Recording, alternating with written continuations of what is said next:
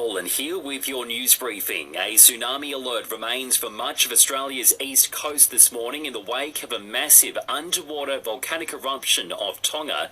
Beaches are off limits, with swimmers and surfers warned to stay out of the water due to dangerous waves and strong currents from Fraser Island to Tassie, while the Bureau's Grace Legg says low-lying parts of Lord Howe Island had to be evacuated. We've had an observer there that has seen a bit over a metre of a wave sort of pushing through onto the beach there. I know it doesn't sound like a lot when you say sort of a metre wave, but this is in addition to the normal seas and swell conditions. As for Tonga, it's been cut off to the outside world after a wall of water wiped out power and communications. Legal experts remain divided on how this morning's federal court hearing will go as Novak Djokovic continues his fight to stay in Australia.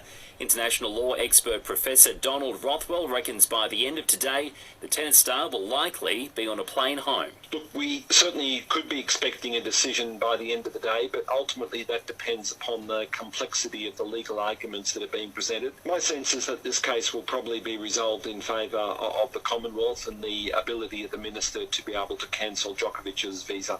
And briefly on the COVID front, authorities in Queensland are confident pop-up hospitals won't be needed despite the looming peak in cases, while retired teachers and uni students in New South Wales will be hired to cope with school staff shortages. Live music returns in 2022 with Concert in the Clouds, a unique music event with no queues or last-minute cancellations. Concert in the Clouds, exclusively on Listener. Australia is in a good position heading into day 3 of the final Ashes test despite a top-order collapse. We're 3 for 37, leading by 152 runs with Steve Smith and Scott Boland at the crease.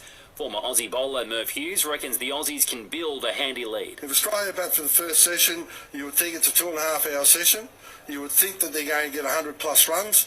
That puts them 250 in front. If they bat to tea, they're 300 plus, and we know that England haven't made 300 plus for the tournament. And Virat Kohli has stepped down as Indian Test captain. Buying or selling rural or residential properties?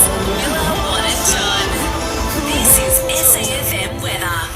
Partly cloudy for today with a max of 30 degrees. We're dropping to 13 tonight, then a cloudy start to the working week tomorrow with a top of 23, cloudy and 21 on Tuesday. The Listener app is the new home of your local news. Join now to listen live or on demand.